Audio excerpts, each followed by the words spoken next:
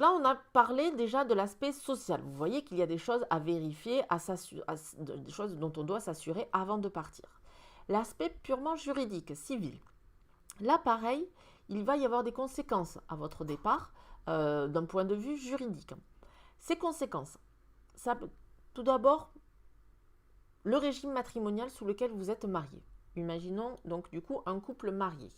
Il y a un principe en droit international qui est le principe de la mutabilité automatique de la loi applicable au régime matrimonial.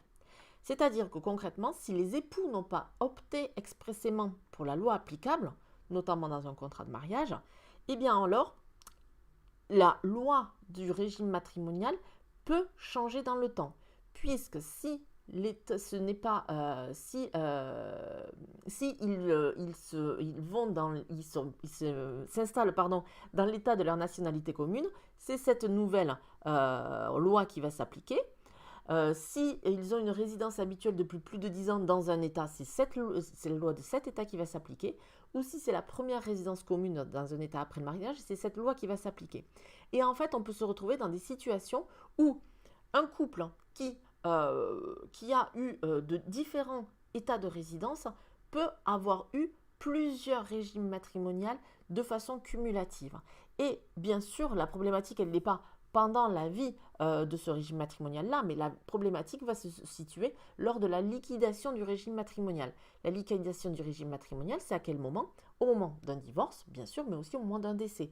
C'est-à-dire que ça va définir qui a droit à quoi dans les biens qui ont été acquis pendant le mariage.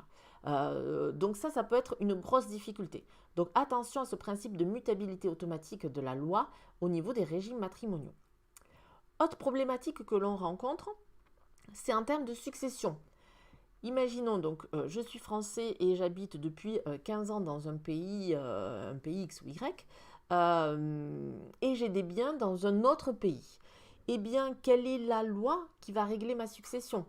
Est-ce que c'est la loi de ma nationalité française? Est-ce que c'est l'état de résidence où je vis depuis quelques années? Est-ce que c'est la loi où sont situés mes biens?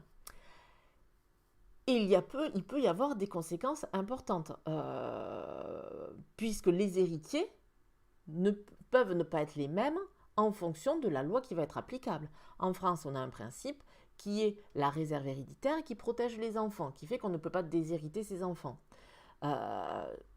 Donc cette loi ne va pas forcément s'appliquer si ce principe de réserve héréditaire ne va pas forcément s'appliquer si c'est une autre loi, si c'est la loi d'un autre pays qui va régler la succession. C'est typiquement le cas du scandale qu'il y a eu sur la transmission, sur la succession de Johnny Hallyday, de Johnny Hallyday, quand il y a eu la difficulté avec ses enfants. Voilà, c'est typiquement la problématique que l'on a rencontrée, c'est quelle loi va régir la succession? Est-ce que c'est la loi du dernier domicile?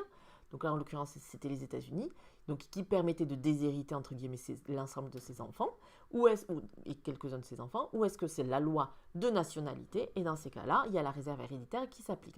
Voilà le type de problématique très concrète que l'on peut rencontrer. Et il peut y avoir également plusieurs lois qui s'appliquent. La loi de situation du bien, plus la nationalité, etc. etc. Donc, il y a un règlement européen qui s'applique depuis 2015, qui dit que la loi applicable est celle de la résidence habituelle du défunt, ou celle de sa nationalité, si le défunt en a exprimé la volonté. À noter toutefois que sur les biens immobiliers situés en France, c'est la loi française qui s'applique, notamment concernant justement cette réserve héréditaire qui est considérée comme d'ordre public. Les dispositions qui sont donc à prendre pour éviter ces conséquences en termes de régime matrimonial et de succession.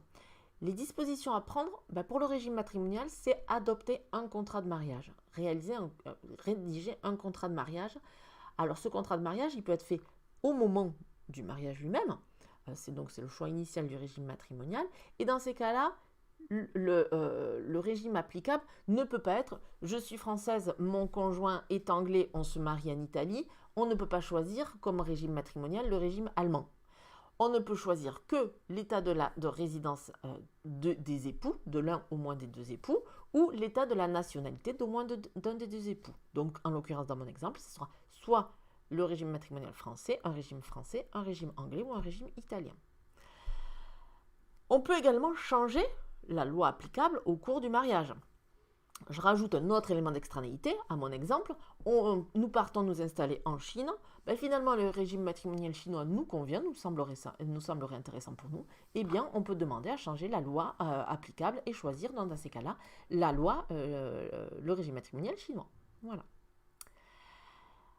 Ensuite, autre conseil, c'est aussi la rédaction d'un testament. Un testament pour indiquer qui l'on veut voir hériter. Puisque si, à défaut de prévoir un testament, c'est la loi qui va régler votre succession, qui va dire qui va recevoir quoi. Pour limiter cet impact-là, certaines règles sont en effet d'ordre public, c'est-à-dire qu'on ne peut pas y déroger, mais on peut déroger quand même sur une bonne partie. Donc, mon conseil avant tout, c'est aussi de rédiger un testament. Et d'inscrire ce testament sur un registre. Alors, ça peut être l'état dans lequel la personne a rédigé ce testament.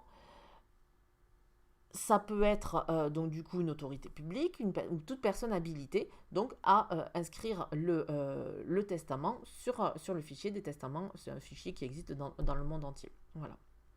Donc ceci permet quoi aussi? Permet aussi de déterminer la loi applicable, notamment tout à l'heure avec le règlement européen, je vous disais que le défunt peut choisir par défaut la loi de sa nationalité, même s'il habite dans un autre État, pour régler sa succession. Donc notamment, il peut le faire, il peut faire édicter ce choix par testament.